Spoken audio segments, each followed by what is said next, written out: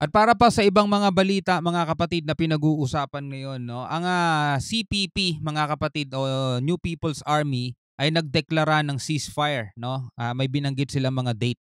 So hindi sila magsasagawa ng kahit na anong aktibidad nila, pero hindi daw 'yun tutumbasan ng AFP natin, o hindi tutumbasan ng ceasefire na sinasabi nila, mga kapatid. Ibig sabihin ng AFP natin ay naka-alerto pa rin at tuloy pa rin ang operasyon nila, no? So ito ang ating panonoorin, mga kapatid, dito sa UNTV. At pagkatapos nun, ang China ay handa na raw makipagtulungan sa Pilipinas para maayos ang tensyon.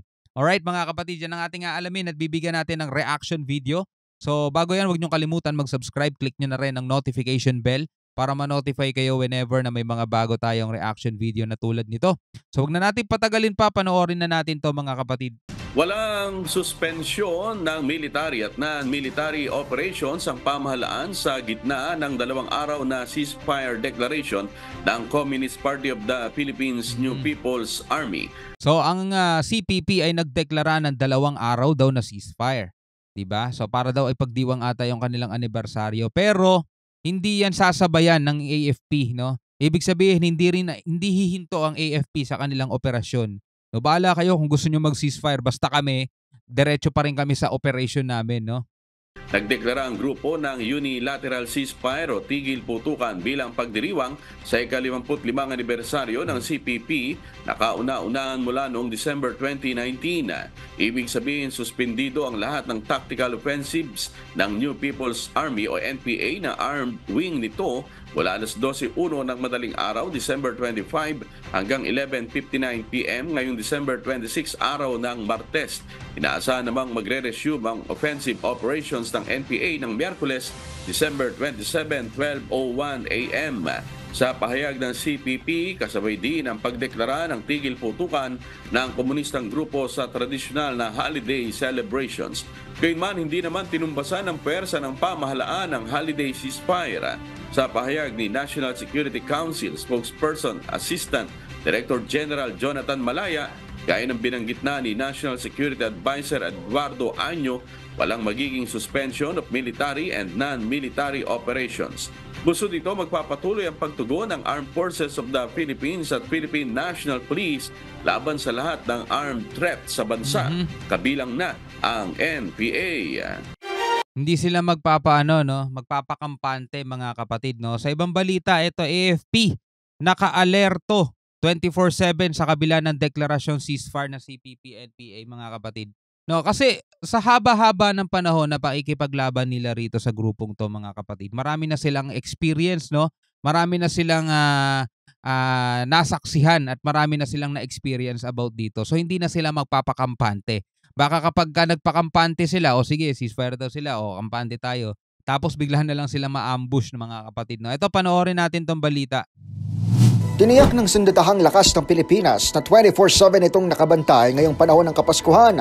Ayon kay Colonel Medel Aguilar, tagapagsalita ng Armed Forces of the Philippines, taon-taon silang nagtataas ng alerto, lalo na kapag holiday season. Hindi umano pwedeng ibaba ng AFP ang depensa nito kahit nagdeklara pa ng tigil putukan ang Communist Party of the Philippines New People's Army. Ginawa ni Aguilar ang pahayag sa DZRH. Sa kabila ng pagsasabing hindi na rin naman pinapansin ng AFP ang ceasefire declaration ng NPA dahil mahina na ang nasabing hanay. So mahina na daw ang nasabing hanay. So kaya pala ngayon sila ay naghahabol sa tinatawag na peace talk, mga tol. Kasi sabi ng AFP, mahina na daw yung hanay. 'Di ba? So peace talk pala ngayon, at may nagsabi na rin, mga kapatid, 'di ba? Sabi na rin ng mga dating kadre nila, mga kapatid, na ginagamit lang daw nila ang peace talk para magpalakas ulit, mga kapatid, no? At para mag-recruit ulit. So hindi na dapat kasi pauto talaga gobyerno diyan, diyan sa mga peace talk na yan, para matapos na ng tuluyan, 'di ba? So etong AFP, naka-alerto pa rin sila. Sa datos ng AFP, hindi bababa sa 3,700 ang na-neutralize na umanong miyembro ng armadong rebelde, kabilang na mga sumurrender. Nitong Enero hanggang Nobyembre ng 2023, minaliit ng opisyal ang tinawag niyang empty statement ng CPP-NPA na unang beses nagdeklara ng ceasefire mula nang pumalya ang peace talks sa administrasyon ni Pangulong Rodrigo Duterte taong 2018. There will be no precondition. We will continue to conduct focused military operation retooled community support program, and with the leadership of the local government unit, tuloy din nilang isasagawa yung localized peace engagement.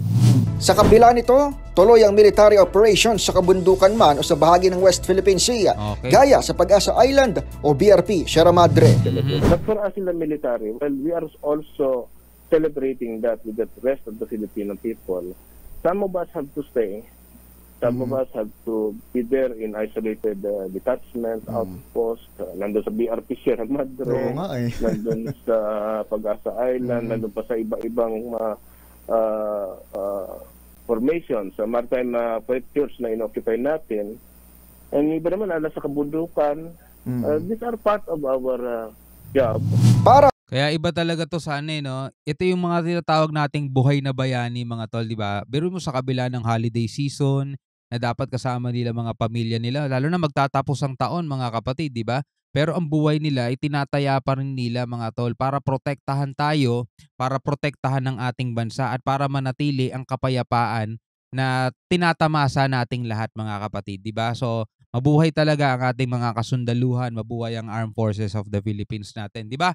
So sa kabilang balita naman, mga kapatid, mula sa GMA naman to, China Foreign Ministry handa raw makipagtulungan sa Pilipinas para maayos ang tensyon. Alamin natin to, mga kapatid, paano makikipagtulungan. Tatanggapin na ba nila ang katotohanan? Handa raw makipagtulungan ng China sa Pilipinas para maayos ang tensyon sa West Philippine Sea. Sinabi yan ni Chinese Foreign Ministry spokesperson Mao Ning sa kaniyang press briefing kahapon. Nananatili raw silang bukas sa negosasyon at konsultasyon. Kasunod yan ang akusasyon ng China sa Pilipinas na ang panghihimasok umano sa kanilang teritoryo. Handa raw silang depensahan ang kanilang seguridad at karapatan. Bago pa silang makipag-usap, nagsalita na agad sila, handa naming depensahan ang aming soberanya. Balikan natin yung sinabi, mga tol. Kasunod yan ang akusasyon ng China sa Pilipinas na ang panghihimasok umano sa kanilang teritoryo. Handa raw silang depensahan ang kanilang seguridad at karapatan. Pero mo, handa daw silang makipag-usap. Pero kasabay nun, inakusahan nila tayo na nanghihimasok tayo sa kanila. At handa raw nilang depensahan ng kanilang seguridad at karapatan, mga tol. So ano pang pakikipag-usap? Parang nagbigay ka na agad ng kung anong kalalabasan ng pag-uusap, di ba? Kung talagang open kayo sa pakikipag-usap, dapat pinapansin niyo yung mga diplomatic protest ng Pilipinas. Nakaka 100 plus na Diba, na diplomatic protest ang Pilipinas dahil sa ginagawa nyo. At patuloy nyo sinasabi na nanghihimasok ang Pilipinas at ang Pilipinas pa ang nagsisimula ng gulo dito sa West Philippine Sea, diba? Sinisika pa naming makuha ang panig ng Department of Foreign Affairs, Philippine Coast Guard at Armed Forces of the Philippines kaugnay sa pahayag ni Mao Ning. Dati na rin iginigiit ng Pilipinas ang karapatan sa West Philippine Sea base sa desisyon ng Arbitral Tribunal. Diba? Tulad ng ibang balitang napanood natin, mga tol, diba? Matagal na natin talagang ginigiit yung karapatan natin sa West Philippine Sea batay nga sa 2016 Arbitral Award, mga kapatid. Pero ang problema niyan, diba? Nagsalita na ang China na hindi nila kikilalanin yung 2016 Arbitral Award na yon. So doon pa lang nakikita na agad natin at naririnig na agad natin yung sinasabi nilang pakikipag-usap. Anong pupuntahan nun? Diba? Anong pupuntahan nun?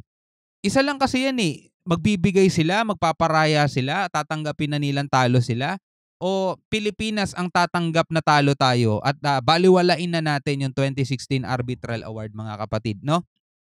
Eto, mamili kayo, mga tol, kung kayo tatanungin. O sige, wag na natin isulong pa yung 2016. Eto, mga tol, tanong lang to sa inyo. Ganito na lang gagawin natin. Huwag na nating isulong yung 2016 Arbitral Award natin. Alisin na natin yung BRP Sierra Madre. Huwag na tayo magreklamo sa China. Umatras na lang yung mga barko natin, mga tol. Tapos ang China papasok na rito sa Pilipinas. Popondohan na ulit nila yung mga proyekto nila ritong naudlot. Tulad ng mga makabagong tren. Yung sinasabi ni Attorney Harry Roque, mga tol. Diba? At magiging kaibigan na agad natin sila, mga tol. Yun yung one option. Ito yung second option, 'di ba? Aalis na yung mga China, yung mga proyekto nila hindi na nila popondohan.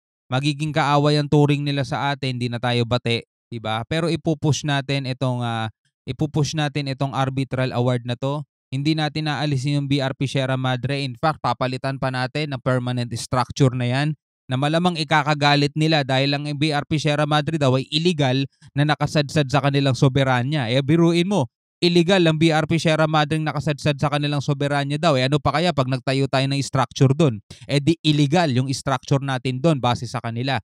So dalawa lang yan mga kapatid. Yung pinupush nila o pinupush natin, ano mananaig dyan? Kung ikaw tatanungin, isuko na lang natin lahat para manatili ang kapayapaan at pondohan ulit ng China yung kanilang mga proyekto rito? Mga tol, ano sa tingin ninyo? Pwede kayong mag-comment sa ibaba. Pwede ninyong i-share ang inyong saloobin at inyong opinion. Hanggang sa muli mga kapatid, ako nga pala si Shobal D. Peace out.